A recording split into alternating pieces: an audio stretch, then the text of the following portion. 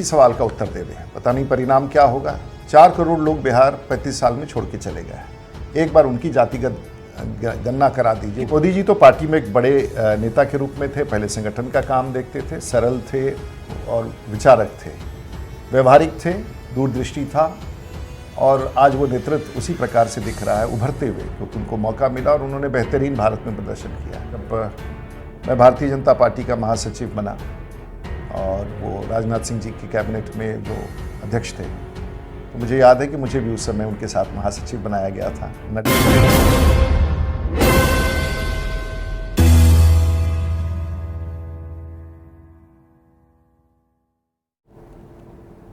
नमस्कार, मैं हूं मनीष। आप देख रहे हैं दी न्यूज़ 9X। दी न्यूज़ 9X में आप सभी का स्वागत है। आज हमारे साथ ऐसे शख्सियत मौजूद हैं जिनका मैं परिचय क्या दूं।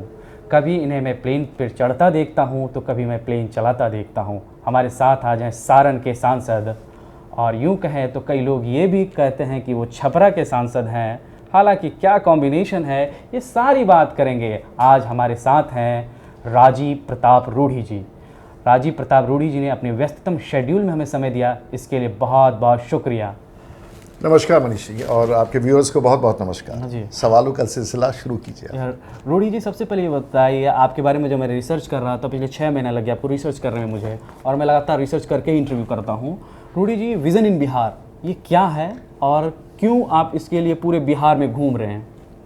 देखिए, बिहार की जो स्थिति है और जिस स्थिति के बारे में हम चर्चा करते हैं, फैक्ट क्या है? 35 वर्ष 2 लोगों के बीच में, लालू जी और नीतीश कुमार, उनका क्या संकल्प था? बिहार को पिछड़ेपन से बाहर निकालेंगे। तो पिछड़ेपन से बाहर उन्होंने इसी प्रकार से निकाला कि पिछड़ा को अति पिछड़ा बना दिया, और पिछड़ेपन से निकालने में दलित को महादलित बना दिया। तो राज्य बढ़ता है सुधार के लिए, और यहाँ राज्य बढ़ रहा है पिछड़ों के लिए अति पिछड़ा। इसका मतलब विस्तार जो हो रहा है उनका, वो पिछड़ेपन का विस्तार हो रहा है। और हाल फिलहाल उन्होंने फिर गिनती शुरू करा दी थी, तो फिर कहीं और एजेंडा होता। सवाल ये है कि बिहार के इस पिछड़ेपन का, जो बिहारी पूरे भारतवर्ष में आ गए, तो बिहार पिछड़ा क्यों है, ये एक बड़ा सवाल है। जो ये सवाल कर रहे हैं सर, वो लोग तो जाति जनगणना कर कहते हैं कि जाति जनगणना हो जाएगी तो देश का विकास हो जाएगा। यही दुर्भाग्य है, 35 वर्षों में यही सिलसिला चला है। तो लेकिन सिर्फ एक ही सवाल का उत्तर दे दें, पता नहीं परिणाम क्या होगा। 4 करोड़ लोग बिहार 35 साल में छोड़ के चले गए। एक बार उनकी जातिगत गणना करा दीजिए, वो किस जाति के थे और बिहार छोड़ के क्यों गए हैं। अगर ये जनगणना हो जाएगा तो 35 साल की सफलता भी दिख जाएगी और असफलता भी दिख जाएगी।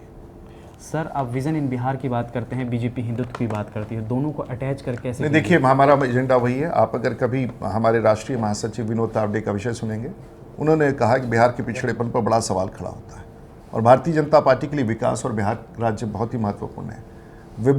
विजन बिहार 2025 2025 में सरकार बदलेगा, और एक भूचाल है बिहार में, और उस भूचाल को हम रंग देंगे। और ये गैर राजनीतिक फोरम है जो मुझे हर जिला में इस विषय पर चर्चा करने, और कोई पॉलिटिकल आदमी बिहार के बारे में इस तरह से विश्लेषण करे, जो एक एकेडमिक विश्लेषण हो, जो क्लासरूम में होता है, यूनिवर्सिटी में होता है, जनता के बीच में किया जा रहा है, और मुझे लगता है कि ये आग की तरफ फैल रहा है। विभाग 2025 बिहार में आग की तरफ फैल रहा है, और वो पॉजिटिव एजेंडा है यूथ के लिए, फार्मर्स के लिए, बुजुर्गों के लिए, विकास के लिए, अफसरों के लिए, डॉक्टरों के लिए, इंजीनियर के लिए, और 4 करोड़ लोग जो बिहार छोड़ के गए हैं। विभाग 2025 उनका मंच है। अच्छा, जो प्रशांत किशोर कर रहे हैं उसको लेकर अभी क्या रहा है? वो भी अच्छा काम कर रहे हैं, उनको करना चाहिए। लेकिन वो बीजेपी का ना विरोध करे ना कांग्रेस का। मुझे नहीं पता है, लेकिन वो लगे हैं, प्रयास कर रहे हैं, और मुझे लगता है कि वो बीजेपी की बी टीम साबित नहीं होगी। पता नहीं, इसके बारे में मैं कोई कमेंट नहीं कर सकता, बट वो लगे हैं और बिहार के बारे में उनकी चिंता है। तो हम सब लोगों को, जो भी बिहार की चिंता करे, उसके बारे में पॉजिटिव सोचना चाहिए।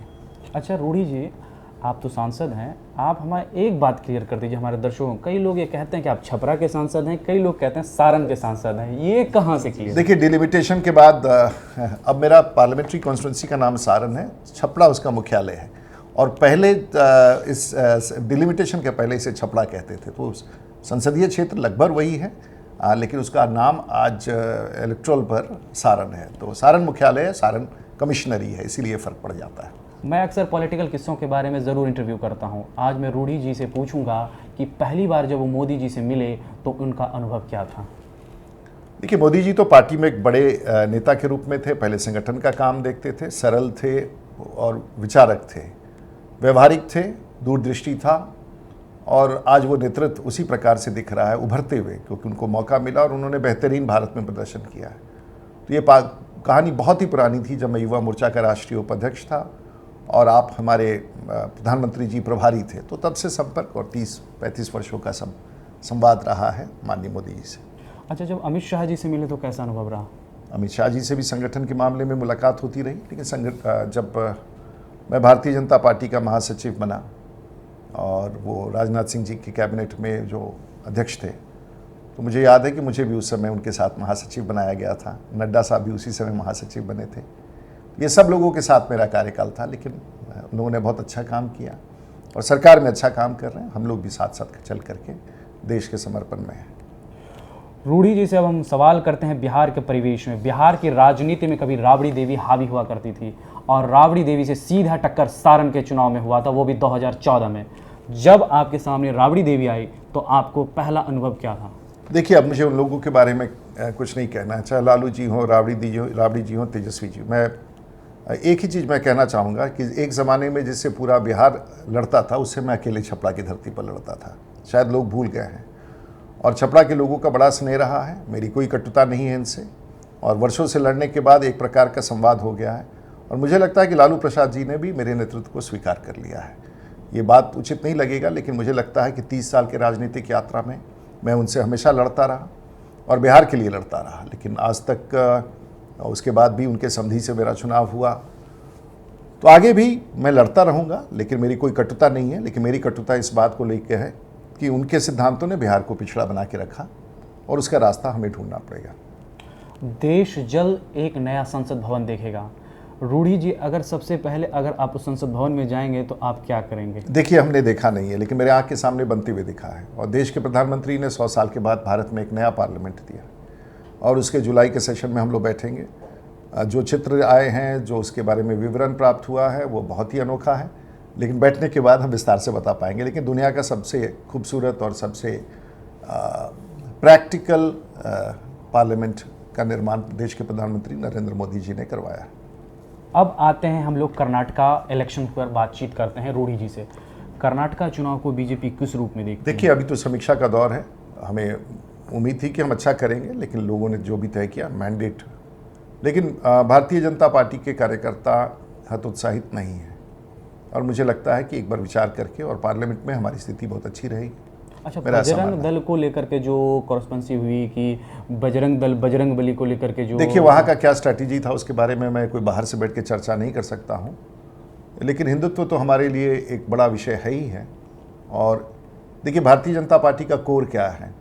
राष्ट्रीयता, विकास, हिंदुत्व मैं समझता हूँ, और सैद्धांतिक राजनीति, ये सब हमारे लिए है। मैं समझता हूँ कि जिन लोगों ने निर्णय लिया होगा, सोच समझ के निर्णय लिया होगा, स्ट्रैटेजी क्या होगी, लेकिन मुझे व्यक्तिगत रूप से जानकारी नहीं है और विश्लेषण के बाद ही हम आपको बता पाएंगे। अच्छा रूढ़ी जी, अभी मालूम है देश में पहलवानों का मसला चल रहा है और मुझे लगता है कि सुप्रीम कोर्ट ने उसको एंटरटेन नहीं किया, कोर्टों ने एंटरटेन नहीं किया। ये राजनीतिक रूप से ये अभियान चलाया जा रहा है और मैं समझता हूँ कि इसमें बहुत दम नहीं है।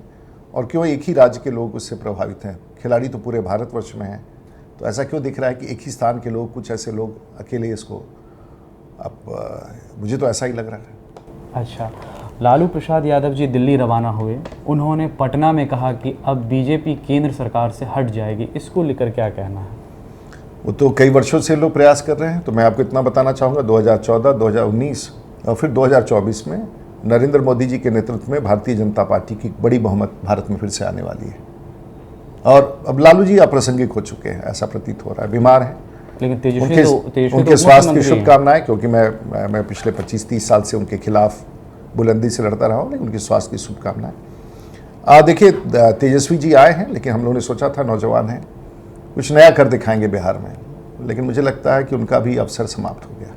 उनका अवसर समाप्त हो गया, आपको लगता है? मुझे लगता है कि बड़ी, अब वो क्या करते नहीं करते हैं, लेकिन अभी भी नीतीश कुमार उन पर बहुत भारी हैं, हावी हैं। और ये राज्य नीतीश कुमार का है, ये सब लोग जान के चलते हैं। तो उस राज्य में हम नीतीश कुमार पे आरोप लगा रहे हैं, ये राज्य सिर्फ नीतीश कुमार का? ऐसा तो किसी से भी पूछ लीजिए, मुझसे क्यों पूछ रहे हैं? किसी से पूछ लीजिएगा, वो कहेंगे कि राज्य नीतीश कुमार का है और राज्य नीतीश कुमार चला रहे हैं, बाकी लोग प्रसंग नहीं।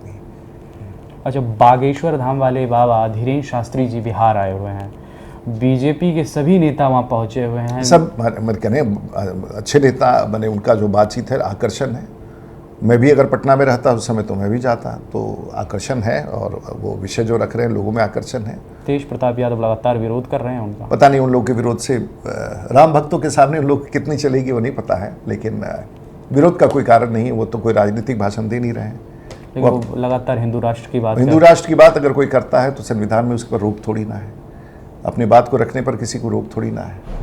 तो आप मुस्लिम राष्ट्र की बात करना चाहेंगे भारत में? क्या भारत के संविधान की बात, संविधान के तहत ही अगर हम मुझे अपने प्रेरणा अगर बनाना है तो मुझे लगता है कि उसमें कोई किसी को आपत्ति नहीं होनी चाहिए। लेकिन वोट के लिए जब ये लोग एक जाति विशेष को ये लोग इस्तेमाल करते हैं तो स्वाभाविक तौर से दूसरी तरफ भी लोग खड़े हो जाते हैं।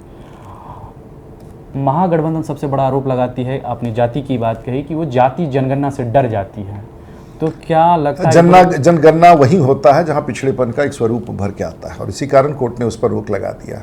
मैं पिछले 6 महीने से कह रहा हूं कि जनगणना करानी है तो वैसे लोगों को कराइए जिसके आप सुधार चाहते हैं। जो बिहार 4 करोड़ लोग छोड़ के चले गए हैं, जनगणना करानी है तो उनकी कराइए। जो ऑलरेडी पिछड़ गए हैं, जो यहाँ हैं, उनकी जनगणना कराने से क्या लाभ है? और मुझे लगता है कि कोर्ट ने भी स्वीकार किया है। संविधान के तहत सर्वे कराना, सेंसस करना, ये पार्लियामेंट और भारत की सरकार का काम है। तो अब कोर्ट निर्णय करेगा इसमें क्या सही है क्या गलत है। एक सबसे आसान प्रश्न रूढ़ी जी से इनका घरेलू प्रश्न होगा। जब इन्होंने 5 साल की उम्र में अपने पिता को खोया था, तब से लेकर अब तक के राजनीतिक सफर में किन कठिनाइयों का सामना करना पड़ा? सब डेस्टिनी होता है, भाग्य से होता है और आदमी प्रयास करता है। अपनी माँ को लेकर मदर, मेरी माँ का स्वर्गवास 25 सितंबर को पिछले साल हुआ। लंबी यात्रा, सबका आशीर्वाद, जनता का आशीर्वाद, मित्रों का आशीर्वाद और पॉजिटिव सोचता हूँ मैं। और बिहार के लिए मैंने अभियान शुरू कर दिया है और अपने राजनीतिक जीवन का शेष भाग बिहार के में लगाऊंगा, परिणाम जो निकले। और जाति से बाहर हट करके, जाति मैं ठाकुर समाज से हूँ, लेकिन राजा तो वही होता है जो सबका ख्याल रखता है, गरीबों का ख्याल रखता है। तो अगर मैं जहाँ भी हूँ, नेता वही बड़ा होता है जो सबको समाज में लेके चलता है। तो मेरा मैंडेट वही है और बिहार को, हम लोगों को इस कीचड़ से बाहर निकालना है। आपने ठाकुरों की बात की, नीतीश कुमार ने एक बड़ा कार्ड खेला है आनंद मोहन को लेकर।